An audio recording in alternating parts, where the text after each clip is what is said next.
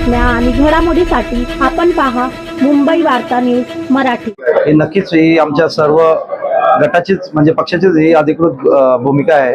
कारण मागील सभेमध्ये त्यांनी 32 संख्याबळ सिद्ध आम्ही करून देखील त्यांनी तुलनात्मक संख्या बळानुसार आमचे 3 स्वीकृत सदस्य घोषित करायचे होते, परंतु त्यांनी ते विचारात न घेता आमचे 2 सदस्यांची नेमणूक त्यांनी जाणीवपूर्वक केली। तर पीठासीन अधिकाऱ्यांना फक्त ते पत्राचं वाचन करायचं होतं, परंतु ते तसं न करता त्यांनी स्वतःच्या पक्षाचे 3 स्वीकृत सदस्यांची घोषणा केली आणि त्याच्यामुळे आज आम्ही त्यांच्या विकास कामांना विरोध केलेला आहे आणि हे दाखवून दिलेलं आहे की आम्ही 32 लोकांचं आमचं संख्याबळ आहे हे आज पुन्हा एकदा सिद्ध करण्याकरिता आम्ही त्यांचे जे विषय होते त्यांना आम्ही विरोध केले। आमच्या 32 जणांचा जो गट आहे ह्या 32 सर्व नगरसेवकांचं एकमत होऊन हा निर्णय झालेला आहे।